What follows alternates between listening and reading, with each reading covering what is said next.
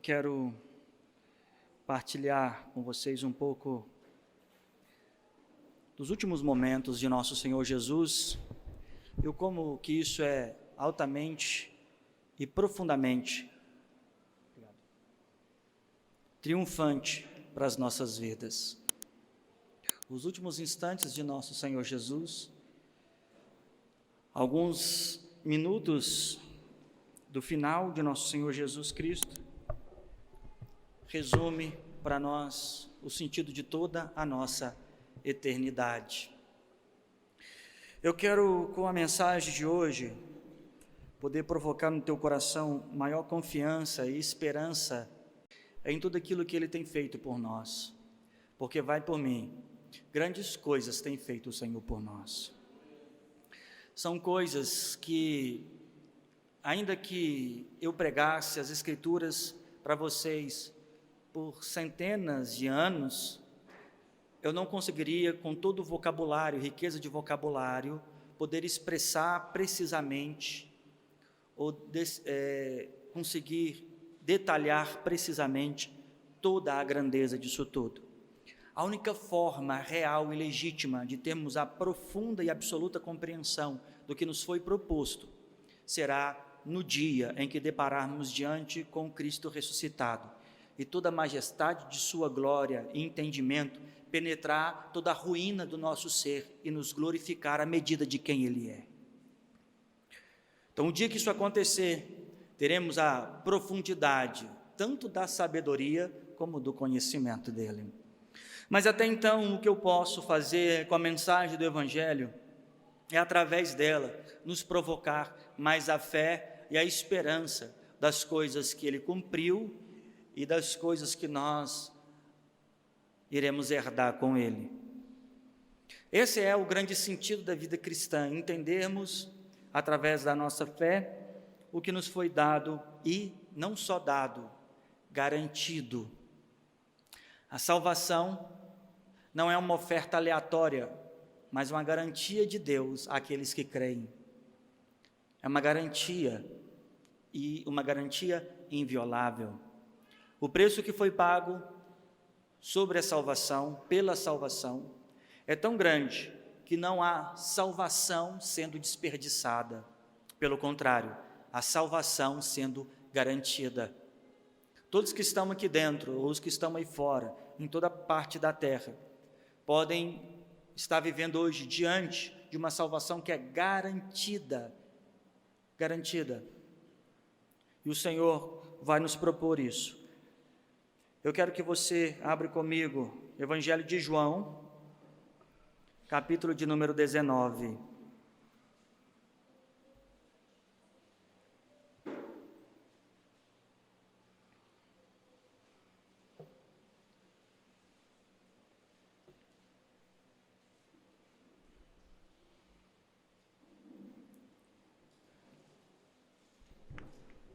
João, capítulo de número 19.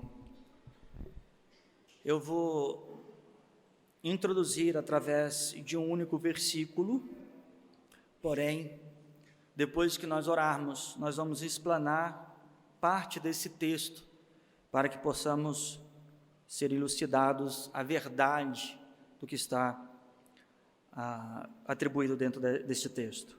Então, nós vamos introduzir a partir do versículo de número 30 aqui, a princípio só o versículo 30, João capítulo 19, verso 30.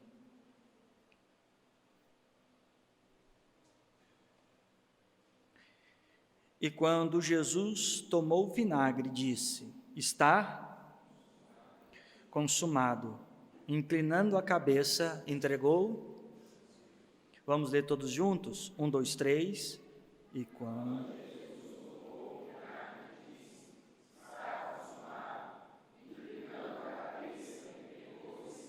Mais uma vez. E quando Jesus tomou o vinagre, disse: está consumado. Vamos orar?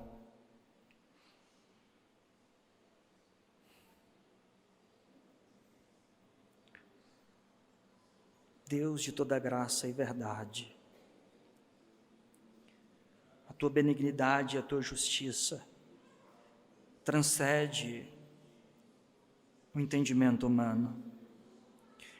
Nós te glorificamos e te bendizemos como Senhor e Deus de vivos e mortos, grandes e pequenos. O Senhor é Deus do destino da alma humana. O Senhor é Deus sobre todos os homens, sobre toda a criação. Tudo está sujeito diante de ti. A ti eu rogo agora, Deus, que me permita falar com sabedoria, me permita falar com entendimento, com temor e tremor. Me permita hoje, ó Deus, ser tomado, ó Pai, de lucidez e profundidade na verdade, pois se teu Espírito falar à igreja, aos que aqui estão, a nossa consciência será transformada, nós seremos regenerados, nós seremos aperfeiçoados, a tua justiça tomará, ó Pai, o nosso entendimento e estaremos em ti para sempre. Portanto, Deus, fala conosco, Pai. Ó Deus, ao coração mais duro seja quebrantado pelo poder da tua palavra. A mente, ó Deus, mais ignorante seja agora preenchida de entendimento. Ó Deus, e todos possam alcançar, ó Deus, o teu favor. É o que eu te peço, por Jesus Cristo. Amém e amém. Aqui é uns últimos instantes de nosso Senhor Jesus. Depois de pouco mais de 33 anos, o Verbo de Deus, o Filho de Deus, que pregou, que ensinou, que doutrinou, que curou, que libertou, que fez os seus sinais, que convocou o seu povo ao arrependimento, estava ali cumprindo aquilo pela qual ele veio, pelo aquilo que ele foi proposto. Ele disse que para isso ele veio, para dar testemunho da verdade. Ele diz isso no capítulo anterior. O propósito pela qual Cristo veio é exatamente para cumprir este momento. Tudo que você vê nas Escrituras, tudo que você vê e tudo que você lê da boca dos apóstolos, dos salmos, tudo é para que dele se cumprisse. A palavra de nosso Senhor Jesus, após a sua ressurreição, em Lucas 24, aos seus discípulos, ele diz assim: isso tudo era necessário que acontecesse para que se cumprisse o que de mim dizia na lei de Moisés, nos profetas e nos salmos. Tudo isso era para que se cumprisse.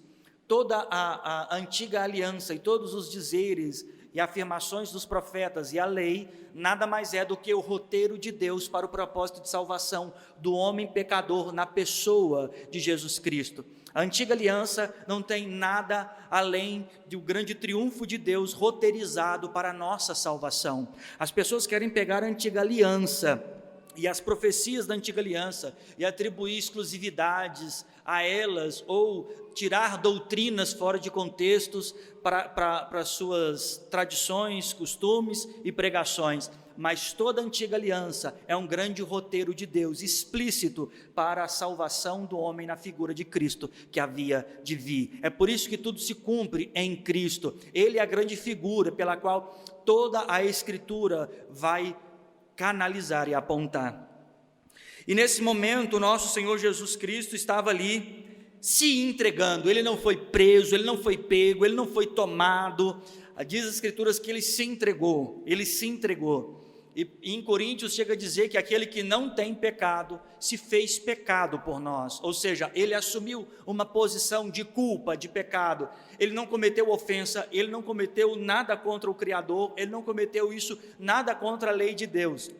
Os defensores da lei de Deus, na figura de Caifás e todos os profetas, e todos os sacerdotes, bem como na figura de Judas, foram todos eles levantados contra Cristo, não por Cristo ter mentido ou por ter feito contra a verdade, pelo contrário, é porque ele assumiu a verdade. Cristo morre no Calvário para cumprir as Escrituras. Esta é a base até de nosso argumento de fé aqui nesta congregação. Nós chamamos, segundo as Escrituras, exatamente por isso, em cumprimento a 1 Coríntios, capítulo de número 15, verso 3 em diante, que diz assim, Paulo diz assim, Cristo morreu e se entregou ali conforme as Escrituras. Vamos lá comigo. 1 Coríntios, capítulo de número 15.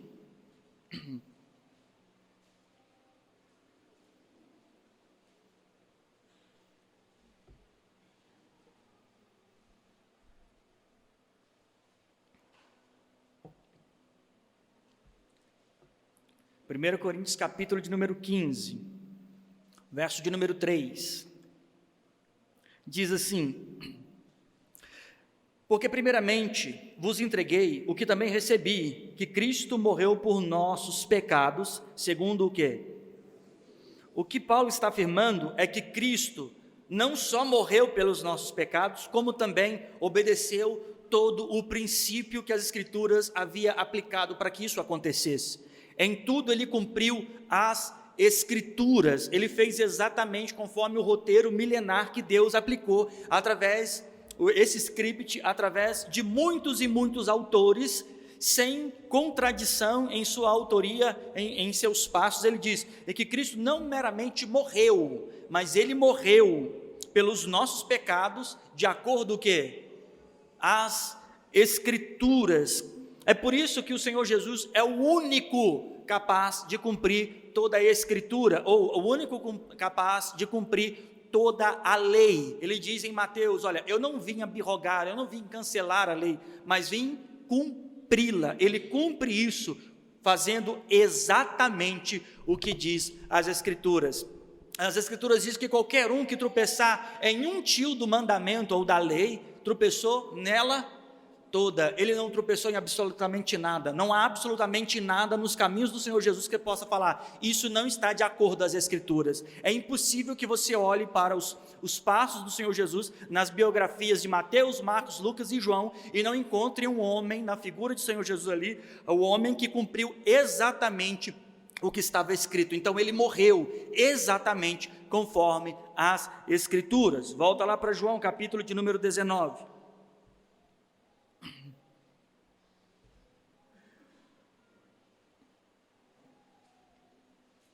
João capítulo 19, verso de número 28 diz assim: depois, sabendo Jesus que já todas as coisas estavam o quê? Terminadas, para que as Escrituras o quê? Disse. Então você vai encontrar em muitos momentos nos evangelhos, e principalmente no evangelho de João, atitudes do Senhor Jesus que ele se propõe a fazer exatamente para que se cumprisse as Escrituras. O Senhor Jesus fez coisas, realizou obras, ações, ele tomou posicionamento para que as Escrituras se cumprissem. Deixa eu te falar uma coisa, em 1 Pedro chega a dizer que nós temos que seguir as suas pisaduras. O que é ser um cristão? Nada mais é do que uma pessoa que está disposta a viver e sofrer para que as Escrituras se cumpram na vida dele. Ele não está cavando nas Escrituras coisas que o favoreça, mas ele está olhando para o todo das Escrituras e sofrendo adversidades na sua própria vida para que as Escrituras se cumpram. Um verdadeiro cristão, um verdadeiro servo de Deus, um verdadeiro filho de Deus, assim como Cristo, ele sofre danos na sua vida, mas ele sofre com gozo e alegria para que as Escrituras se cumpram, para que a obediência deles se cumpram. É por isso que nós vamos ver homens como Paulo, como Pedro, como Estevão e outros do início da igreja e na história da igreja, que perderam suas famílias, sua casa, sua vida, sua privacidade, sua saúde. Eles sofreram danos irreversíveis em sua vida, mas o que era mais importante era cumprir as Escrituras, para que neles se cumprissem as Escrituras. É comum você ver no livro de Atos Pedro dizer coisas como: importa mais agradar a Deus do que aos homens. Normalmente, quando nós lemos esse versículo em Atos capítulo de número 4, agradar a Deus mais do que aos homens, nós sempre projetamos os homens, pessoas externas, outras pessoas e não a nós.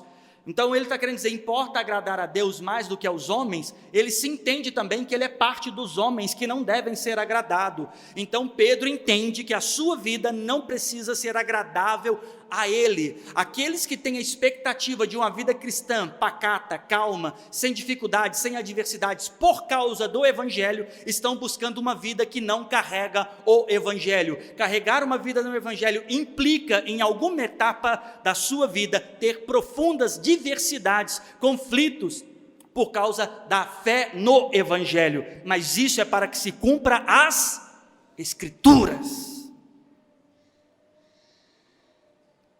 Então o Senhor Jesus Cristo, na cruz do Calvário, ele disse: olha, tenho sede. Isso é para cumprir as Escrituras. Ele está fazendo ali uma referência a Salmos. Talvez você não perceba, ou talvez você não tenha lido isso da maneira correta em alguns momentos da sua vida cristã, ou até mesmo a teologia a qual você foi orientado em algum momento da sua história te faça compreender alguns textos das Escrituras erroneamente. Mas eu quero te dizer uma coisa: uma das pessoas que mais salmodiou nas Escrituras em momentos difíceis não foi Davi, não foi Asaf, e tampouco foi Paulo e Silas na prisão. Se você olhar, o Senhor Jesus, ele cantou mais salmos do que pôde Davi em uma aflição, ou do que pôde Paulo e Silas dentro de uma prisão. Quando o Senhor Jesus está no Calvário, enquanto ele está com as mãos transpassadas, os pés transpassados, o corpo todo cortado por causa do seu flagelo, e o seu sangue escorrendo sobre o seu corpo, diante de uma vergonha exposta, ele começa a salmodiar várias vezes. Houve um momento de seu salmo que ele começa a dizer: Deus meu, por que me desamparastes? E aí as pessoas que estavam ouvindo para ele começam a dizer: olha, ele está chamando por Eli, porque ele citou isso em hebraico, dizendo: Eli, Eli, lama sabachthani. Ele estava dizendo: Deus meu, por que me desamparaste? As pessoas que estavam ao redor dele não entenderam o que ele estava fazendo. E também a teologia, por muito tempo, não entendeu o que ele estava fazendo. Quantas são as vezes que ouvimos pessoas, pregadores, doutores e mestres, dizendo que Jesus foi abandonado por Pai. Mas é uma contradição, porque em João capítulo de número 8 ele diz: o Pai não tem me deixado só, porque eu sempre faço o que lhe agrada. Isaías 53 diz que foi do agrado do Pai moê-lo. Ele estava cumprindo, ainda que dolorosamente, algo que agradava ao Pai para a salvação do pecador. Mas o que ele diz: Deus meu, por que me desamparaste? Ele está citando o Salmo 22.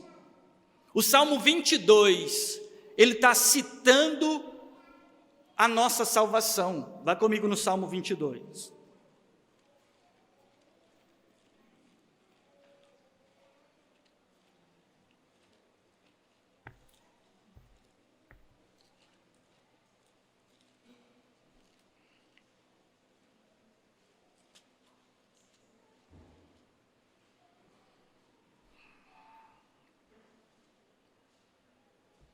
O Salmo 22, o versículo de número 1, ele diz assim: Deus meu, por que o quê?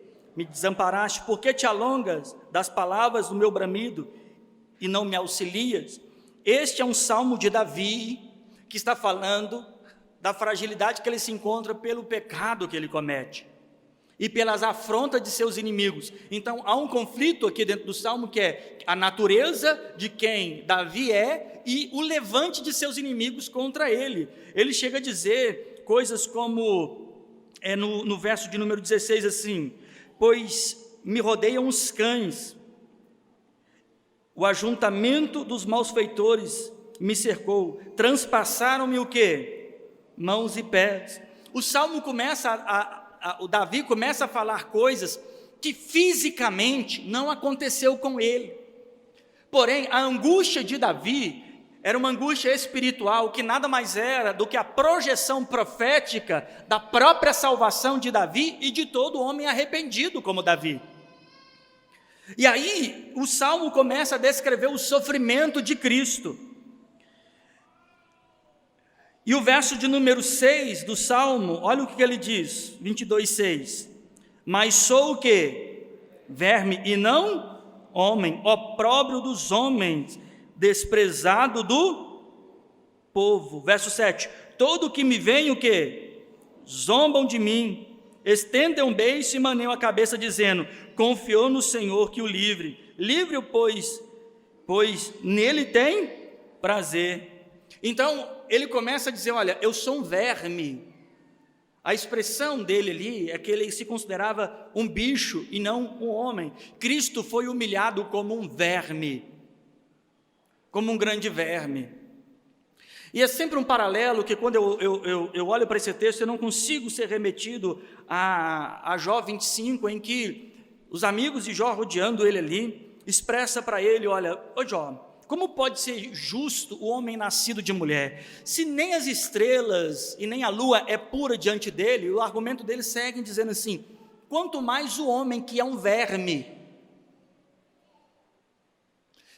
Se o homem se reconhecer como pecador, ele nunca vai olhar para ele como a menininha dos olhos de Deus, sabe? Ele nunca vai se olhar como alguém bonito diante de Deus. O homem pecador precisa se reconhecer como verme. Então, quando eu faço um paralelo ao Salmo 25, em que o homem é um verme, e vejo a expressão de Davi dizendo que ele é um verme, e lembrando que quem está citando isso lá na cruz é o Jesus Cristo, eu entendo que o Filho de Deus se faz verme na cruz do Calvário, para os vermes se tornarem filhos de Deus.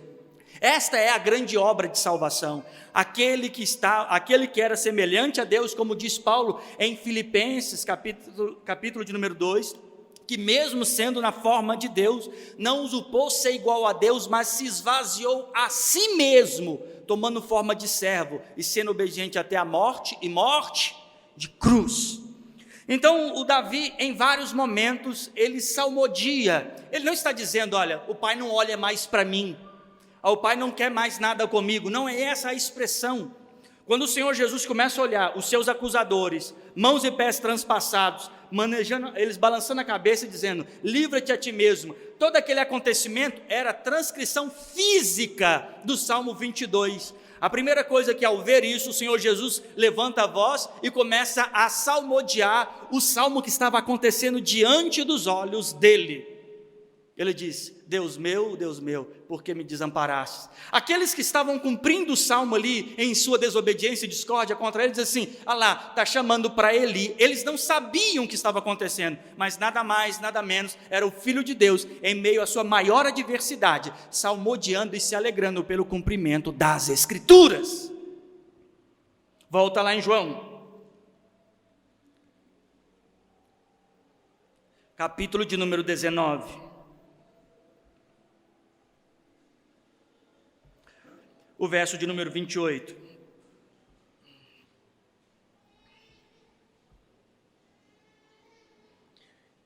Depois, sabendo Jesus que todas as coisas já estavam terminadas, para que as Escrituras se cumprissem, disse, tenho sede. Verso 29. Estava ali, pois, um vaso cheio de vinagre, e encheram de vinagre uma esponja, e a ponta no isopo, lá encheu a boca. E aqui agora começa a cumprir outro salmo, que é o salmo de número 69, ali a partir do verso de número 21, que o salmista começa a falar de sua angústia, e que na sua sede foi-lhe dado vinagre. Há dois momentos nas Escrituras que nós vemos o Senhor Jesus sentir sede, ou pelo menos declarar sede. Há dois momentos.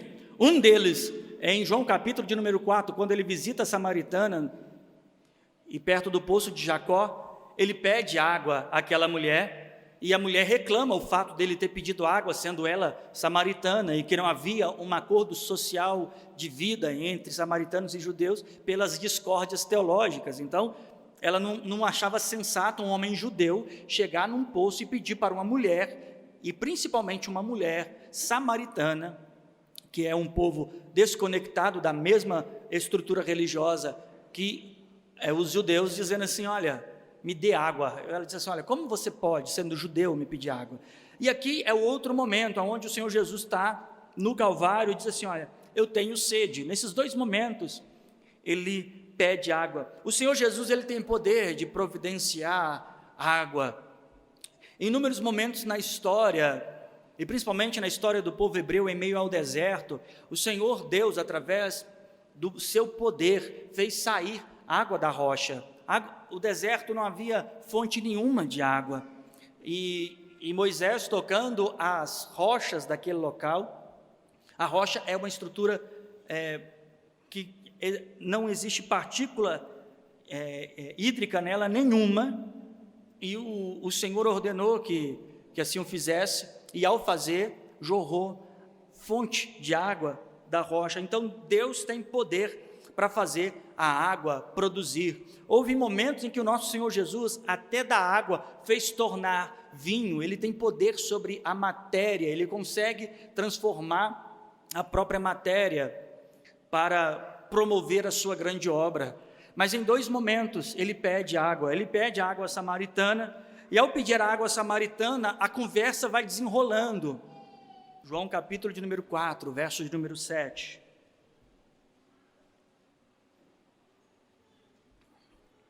João 4, 7, diz assim: veio uma mulher de Samaria tirar água, e disse Jesus: dai-me.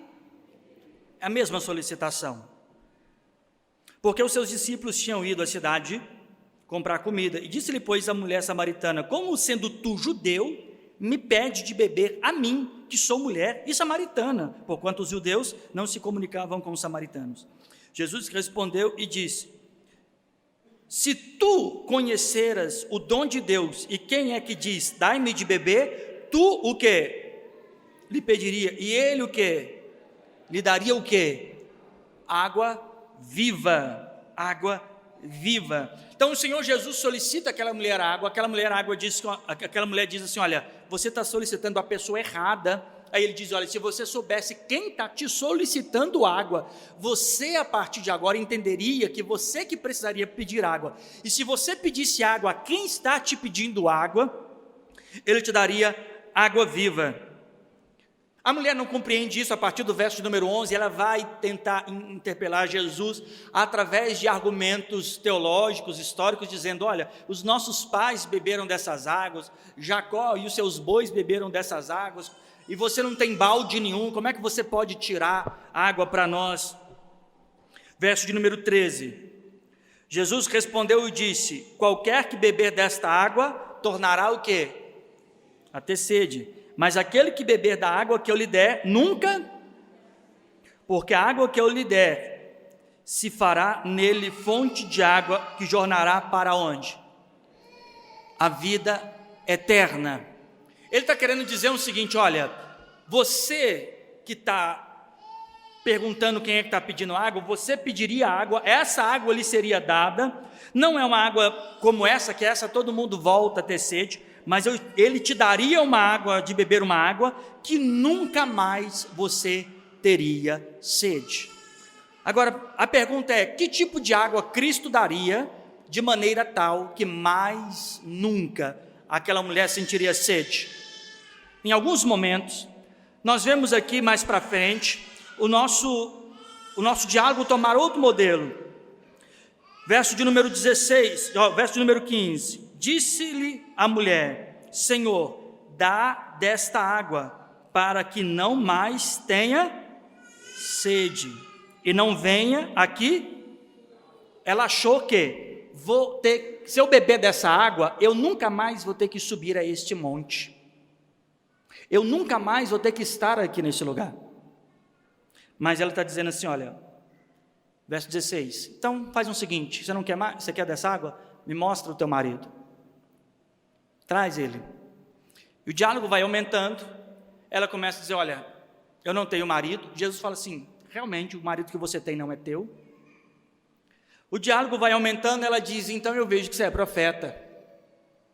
E ela começa agora a questionar a ela: olha, diz por aí que aqui nossos pais adoraram nestes montes, e vocês estão dizendo que é em Jerusalém que deve adorar ao Pai. Olha o verso de número 20. Nossos pais, ou os nossos antepassados, adoraram neste monte. Verso 20. Vós dizeis que é aonde? O lugar aonde deve adorar.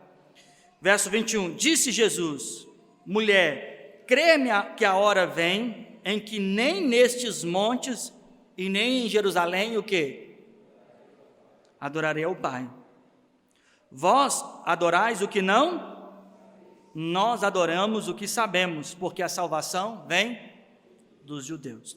Então olha o que ele diz, dentro de uma pergunta, começou com uma pergunta, me dá de beber, já chegou agora sobre qual é o lugar de adoração.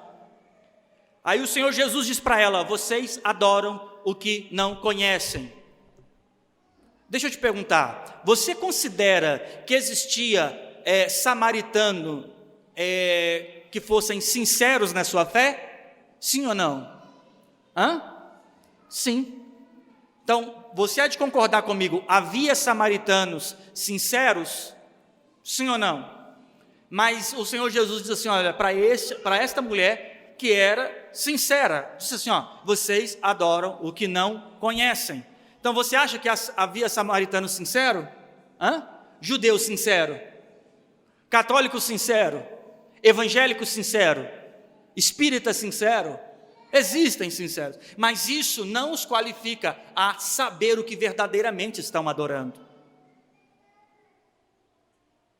Aqui que está o mérito da onde que ele quer chegar. O Senhor Jesus falou assim, sacia a minha sede. Esta mulher não podia, assim como nenhum outro homem, ser humano, pode saciar esta pseudo-sede que o Senhor ali alegoricamente está dizendo. A alegoria do assunto é, sacia-me você. A mulher não podia fazer isso. Qual homem pode saciar a Deus em alguma coisa? Nenhum. Qual culto religioso pode saciar a Deus? Qual culto religioso que um judeu, que um samaritano, que um evangélico, um católico ou qualquer um protestante ou espírita ou qualquer culto ritualístico, qual culto sacia a Deus? Aí o Senhor Jesus vai completar, dizendo assim, olha, verso 23. Mas a hora vem, e é agora, em que os verdadeiros, o quê? Adorarão ao Pai, de que forma? Em espírito e em verdade.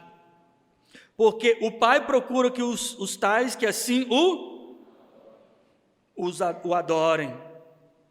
A questão da mulher no verso 21, no verso 20, é que qual é o lugar de adorar?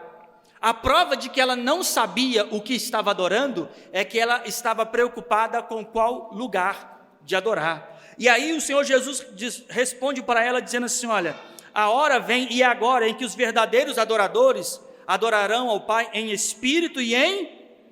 O verso 24, Deus é o quê? Importa os que o adorem em espírito e em verdade. Então ele está dizendo para a samaritana, olha, quem está pedindo água a vocês, que no caso é a adoração, vocês não têm em vocês esta fonte para poder dar àquele que está pedindo água. Aquele que está chamando a vocês não têm fonte para responder à altura. Mas se você vê lá, a partir ali do verso 13, ele vai dizer assim, se você soubesse quem está pedindo, você pediria e ele que te daria água viva. Foi o que ele diz ali a partir do verso de número 10.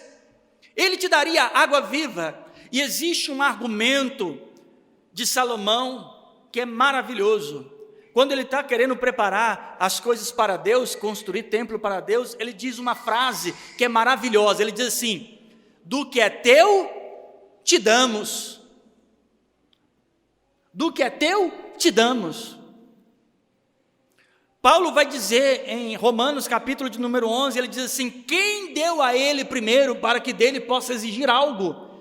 O grande engano da vida religiosa é que as pessoas acham que elas têm alguma competência, que elas têm alguma coisa dentro delas que é agradável a Deus, delas mesmas, de sua natureza, ou simpatia, ou algum tipo de sinceridade, algum tipo desse aspecto, que são atributos a serem oferecidos a Deus como culto a Ele. Mas a grande verdade que para que alguém possa adorar a Deus, o Filho de Deus teve que descer do céu, se manifestar em carne, morrer e ressuscitar para que o pecador fosse justificado. A prova disso é que o Senhor Jesus, falando a Nicodemos, em João capítulo de número 3, ele diz, necessário é nascer de novo. Ele diz que aquele que não nascer da água e do espírito não poderá ver e nem entrar no reino de Deus. O que isso significa? Que ninguém pode adorar a Deus se não for nascido de novo, porque o que é adoração a Deus nada mais é do que é da natureza de Deus voltando para Ele. Não é um estímulo humano, carnal, natural, caído, tentando fazer culto a Deus, mas um coração regenerado, transformado, arrependido, voltando para Deus aquilo que é dele. Tem gente que espera a morte para alguma coisa, tipo o espírito voltar para Deus. Já viu a alma caçar um outro lugar, começar tipo um Lego desmontando?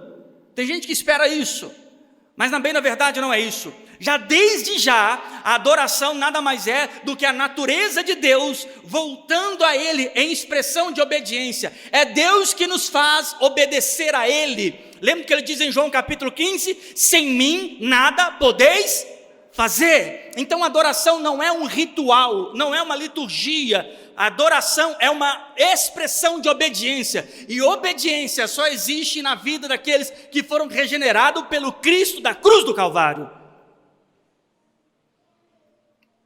Logo aqui nesse texto, o Senhor Jesus está dizendo assim, você não pode me dar de beber, mas se você me pedir de beber, eu vou matar a sua sede, e vai minar de você uma fonte de água, que vai jorrar para a vida eterna, que é uma adoração insaciável, ou interminável.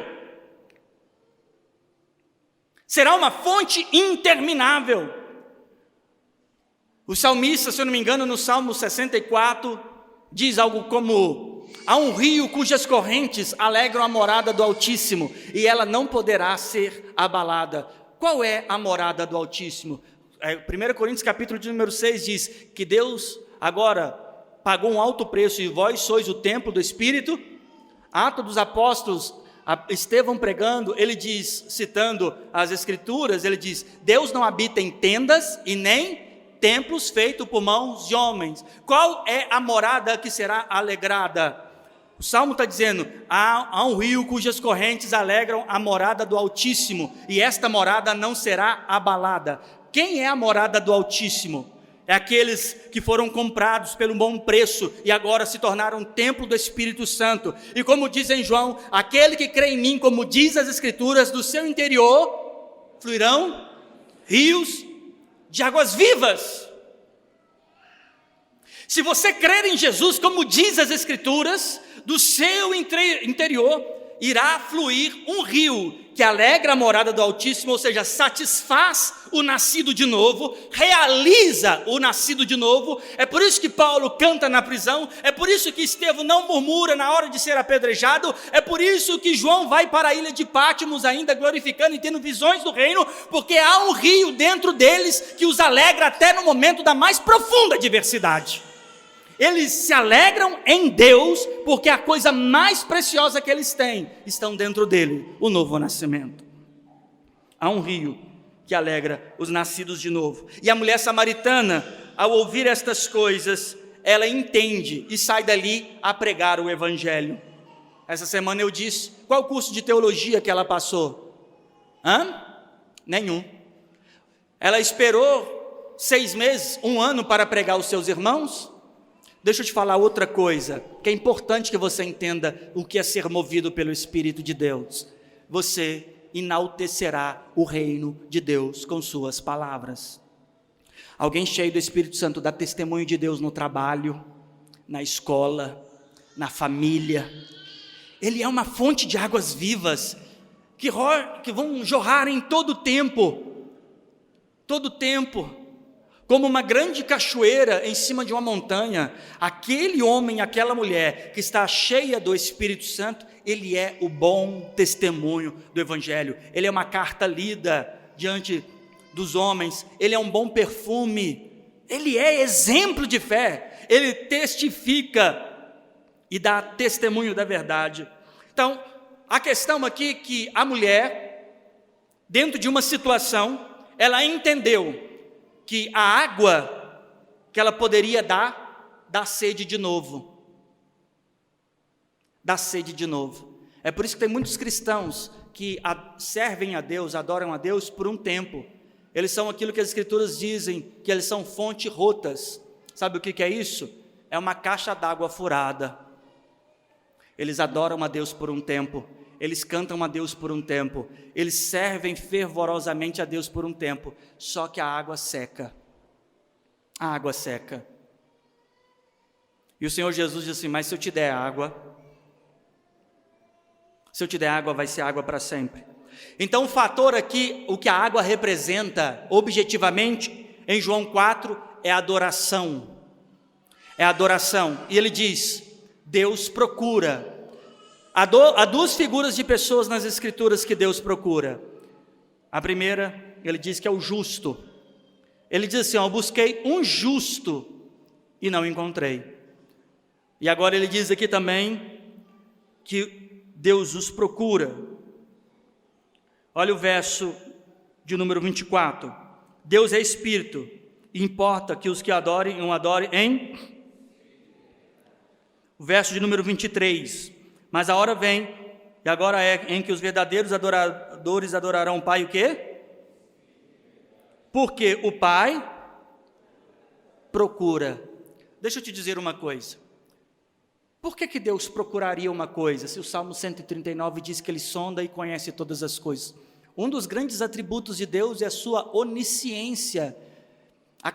A onisciência é que Ele conhece absolutamente tudo em todo o tempo, passado, futuro e presente, coisas ocultas e visíveis, tudo está nu e patente diante dos seus olhos. Por que Deus procura? Por que Deus procuraria um justo? Por que Deus procuraria um adorador? Esta é a linguagem do Senhor Jesus para dizer que não existe. Olha que coisa. Deus procurou um justo sequer na terra e encontrou? A linguagem procura de Deus significa o fato de que não existe. Não existe. Só existe alguém que pode adorar a Deus em espírito e em verdade. O nosso Senhor Jesus. Por quê? Vamos entender por que só Ele pode adorar em espírito e em verdade. 1 Coríntios 15, 45 diz que o primeiro Adão é alma vivente, mas o último Adão é o quê? Espírito vive, então, em espírito. Em João ele vai dizer assim: eu sou o caminho. Ele não diz eu tenho a verdade, ou eu falo a verdade, ou eu sou uma verdade. Eu sou a...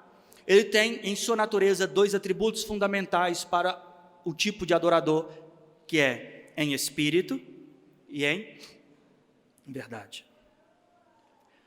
Porém, na morte, Ele quer inaugurar um rio de água viva naquele que reconhece quem Ele é e se arrepende de seus pecados. Aquele que nasce em Jesus Cristo nasce agora. Aquele que é nascido da carne é o quê? Mas o que é nascido do Espírito. Lembra no Evangelho de João 1, a partir do verso 11, ele diz: ele veio para os seus, mas os seus não o receberam. Mas todo aquele que o recebeu, deu-lhe o poder de serem feitos filhos de Deus aos que creem em seu nome, os quais não nasceram da vontade da carne, nem do homem, mas da vontade de Deus. João capítulo 4, o que é nascido da carne é carne, mas o que é nascido do Espírito é Espírito. Todo aquele que é nascido de Deus, nasce do Espírito, são transformados em sua consciência. E vivem na verdade, porque o Senhor Jesus vai dizer em João capítulo de número 16, que o Espírito Santo é chamado de o Espírito da verdade, e que este Espírito nos guiaria em toda a verdade. Em João 18 ele diz: aqueles que são da verdade ouvem a minha voz. Então, quem é que pode adorar a Deus? Aqueles que agora têm a natureza de Cristo, porque com obediência irão servir ao Senhor. Então, em João capítulo 4, verso de número 7, disse Jesus, olha lá, e veio uma mulher de Samaria, verso 7 de João 4, a tirar água, e disse Jesus: dai-me o quê? Dai-me de beber. Ela pôde dar ele de beber? Não. Porque o Senhor Jesus queria uma verdadeira o quê? Adoração. O que isso nos liga a João capítulo 19? Vai lá em João capítulo 19.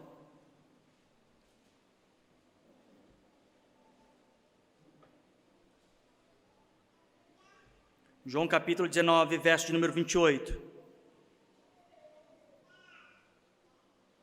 Depois, sabendo Jesus que todas as coisas estavam terminadas, para que as Escrituras se cumprissem, disse: tenho sede. Estava ali, pois, um vaso cheio de vinagre, e encheram de vinagre uma esponja, pondo-a num isopo, lhes chegaram à boca. Então, olha, agora o Senhor Jesus pede água, os homens pegam uma vara, com uma esponja na ponta, enche de vinagre e leva até a boca de nosso Senhor Jesus. O que isso significa? Por que isso precisa acontecer? Por que isso precisou acontecer? A didática de Deus no sacrifício de Cristo é mostrar que o homem não pode saciar a Deus. Olha, se você vive uma vida de mentiras, não confessa os seus pecados, tudo que você oferecer a Deus é só um vinagre. Se você vive uma vida oculta, em desobediência, tudo que você vai conseguir oferecer a Deus é um grande vinagre. Você vai cantar louvores, você vai aplaudir, você vai decorar textos bíblicos, você vai frequentar as congregações, mas se você não tiver um coração regenerado, você estará todos os dias oferecendo uma esponja de vinagre ao nosso Salvador. Se você odeia o seu próximo, se você guarda rancor ao seu próximo, se você tem raiva, se você paga mal com mal, todo o culto, todo o louvor, toda a palma, todas as coisas que você puder oferecer a Deus de alguma forma, será um vinagre azedo, aquele que não merece nada além de uma pura água. Não interessa o quanto o templo é bonito, e não interessa se o prédio é bem pintado, se tem uma boa acústica, se o louvor tem baixista, sanfonista, qualquer coisa não interessa, se não há um coração regenerado, há puro vinagre. Não interessa se você decorou a Bíblia, se você sabe onde o texto está escrito, se você sabe repetir ele em grego, em aramaico, se você não obedecer o texto, é puro vinagre.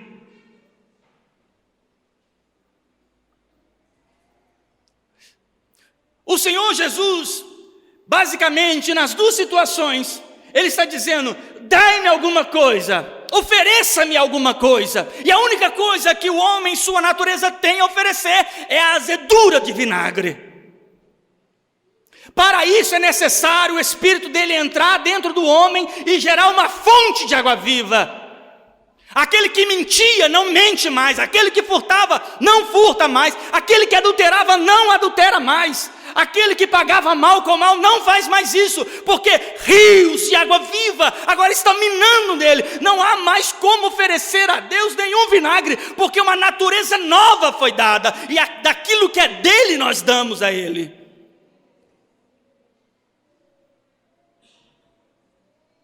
Os últimos momentos do Senhor Jesus foi a representatividade do potencial humano diante dele, nada além de vinagre. Ele cita Isaías em outro momento: o povo, eles louvam o meu nome com a boca, mas o coração está longe, em vão me adoram. A adoração vazia, a adoração vã, é aquela adoração que ela está expressada no rito, na cantoria, em todas as celebrações, menos na vivência do Evangelho. É vinagre. As igrejas, os religiosos fazem cultos de homenagem, eles criam os seus calendários, põem balões, vestem o coral com roupas especiais, fazem todo um evento e oferecem vinagre.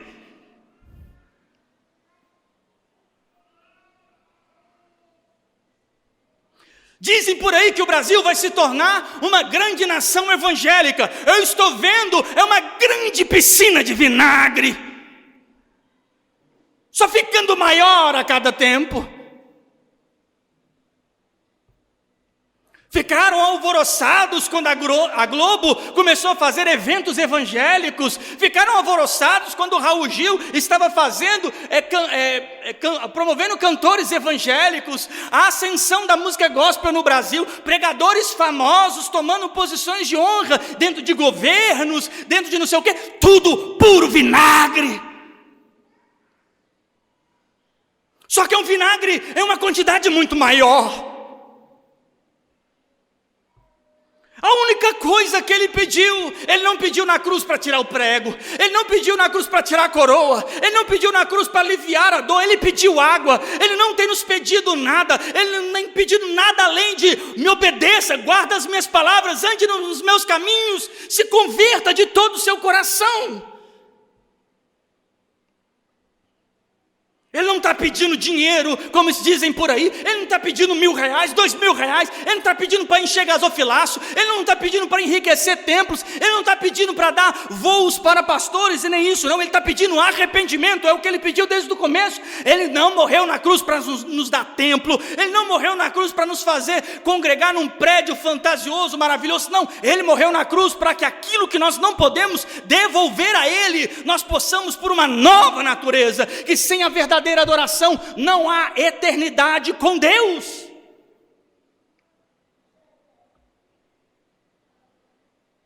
Substitua o vinagre. Substitua o vinagre. Oh, meu Jesus na cruz do Calvário não merece vinagre. O que ele sofreu para estar ali, ele não merece vinagre. Tudo que ele passou, ele não merece que eu ofereça a ele vinagres. Ele não é justo com o Criador, com o Filho de Deus, que eu venha me cobrir de vinagre para oferecer a ele e saciá-lo. Não irei saciá-lo, é amargo, é rejeitoso. Então eu preciso dizer: Deus, converte nesse sopo aqui esta vinagre para uma água pura. Tira este sopo que está diante de você, tira todo o amargor dele, tira dele todo o azedo e transforma em água pura, cristalina, a qual vai saciar. O nosso Senhor Jesus, ele tinha água limpa. Quando ele sai da água do Jordão, diz as Escrituras em Mateus que o Senhor olha e diz assim: esse é meu filho amado, nele eu tenho prazer, nele eu sou saciado. Deus, ele tem sede de justiça. E é por isso que na bem-aventurança diz: bem-aventurado aquele que tem fome e sede de justiça. Vai aqui em João capítulo de número 19, ele continua, verso de número 30. E quando Jesus tomou o vinagre, disse: está o quê?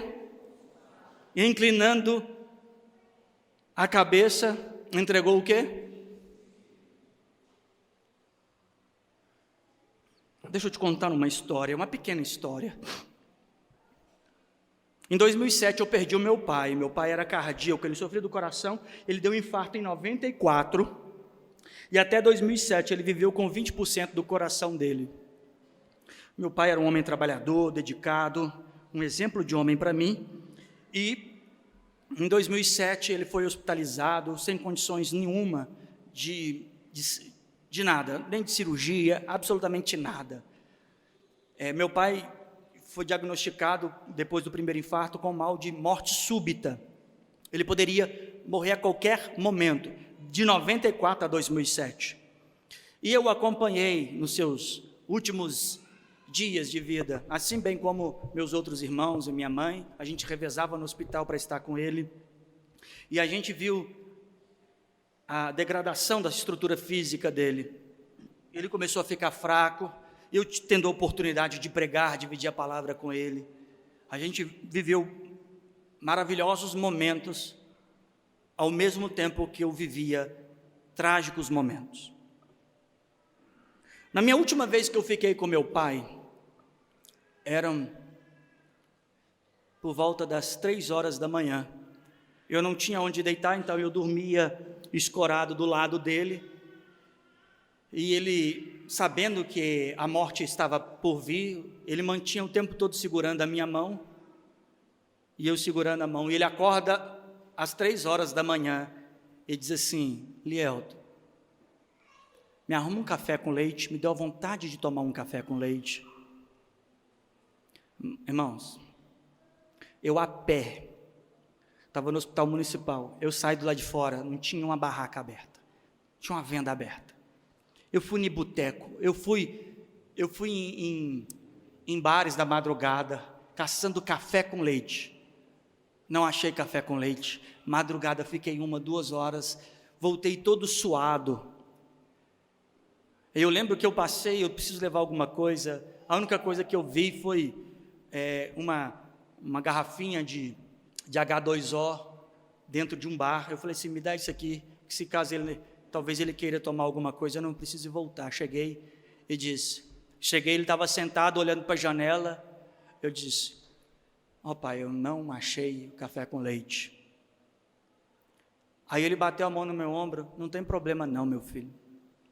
Mas tinha problema, porque o meu pai queria café com leite, e eu trouxe uma coisa que ele não pediu. Deixa eu te dizer qual que é a analogia que eu aprendi naquele dia. Que se o meu pai, sendo mau, eu fiquei angustiado por não oferecer aquilo que ele queria de mim, quanto mais o meu Pai Celestial. Eu não tive, e até hoje, de 2007 até hoje, 2022, todas as vezes que eu olho para uma garrafinha H2O, eu abro alguma garrafinha H2O, eu retorno ouvindo a voz do meu pai: ô meu filho, me arruma um café com leite.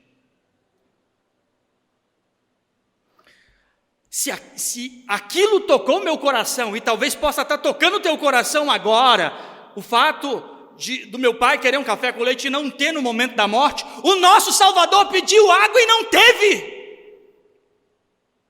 Ele não queria mais nada. Se eu não daria vinagre para o meu pai, eu não daria pimenta azeda para o meu pai. Eu rodeei esse Eldorado todo, Novo Eldorado, Parque São João, caçando um café com leite, não encontrei, voltei suado, cansado, e não tinha o que dar a ele. Agora imagina o nosso Salvador na cruz do Calvário. A única coisa que ele queria é água. A única coisa que ele quer de mim, de você: obedeça a minha palavra, para de show. Para de ser tomado por preocupações, confusões, atritos. Para de ter a sua vida cristã estagnada por coisas insignificantes, irrelevantes. Viva o desafio de oferecer o teu Salvador a mais pura água. Deixe o seu orgulho, o seu ego, a sua personalidade, todas as coisas tenha por perda. A única coisa que ele quer de nós é uma verdadeira adoração, que vai resultar objetivamente em uma verdadeira obediência. Abandone-se os cultos religiosos, os estereótipos de mãos levantadas e aparência de santidade para uma obra efetiva, pois o nosso Senhor Jesus morreu pedindo água. Um dia depois eu não tinha meu pai. No outro dia eu tinha café com leite, Lucas. No outro dia eu tinha, mas eu não tinha o meu pai.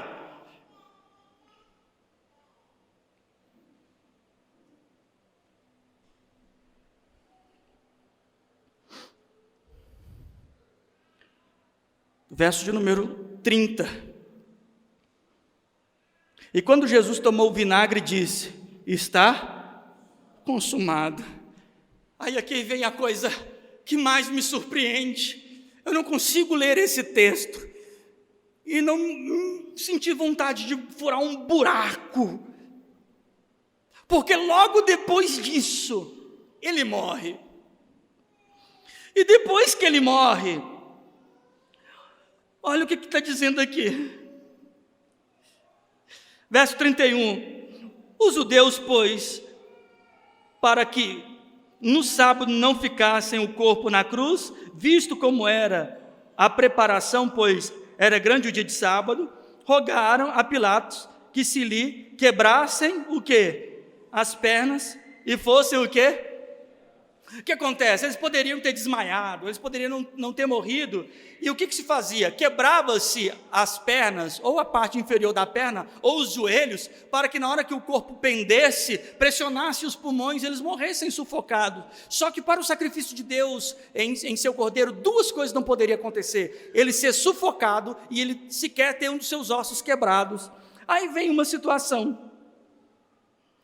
Foram, pois, verso 32, foram, pois, os soldados, e na verdade, quebrando a perna do primeiro e do outro, como ele fora crucificado, mas vindo a Jesus e vendo já o quê? Morto, não lhe quebraram as pernas. Contudo, um dos soldados lhe furou um lado com uma lança, e logo saiu o quê? Oh, meu Deus! Ele pediu água, e a última coisa que sai dele para nós é água. Se soubesse que a gente pede água. O mesmo soldado que deu a ele vinagre, ao perfurar, recebe chuva sobre ele de água.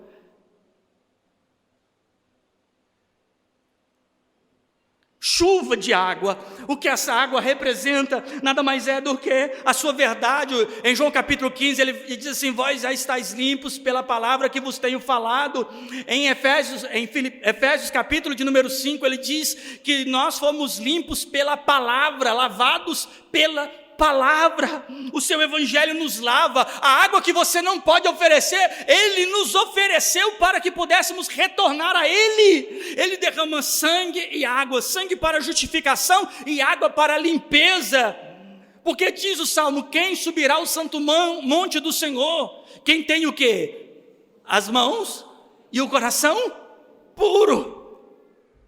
Então aqueles que precisavam oferecer a Deus água, recebem dele água. Você que precisa oferecer a Deus um verdadeiro louvor, uma verdadeira adoração, uma verdadeira obediência, recebe dele esse favor, porque do que é teu te damos. Sem mim nada podeis fazer, diz João capítulo 15. Ele nos dá o seu Espírito, a sua palavra, ele nos dá a congregação, ele nos dá os irmãos, a exortação, o amor, tudo isso, para que possamos juntos oferecer a ele água pura.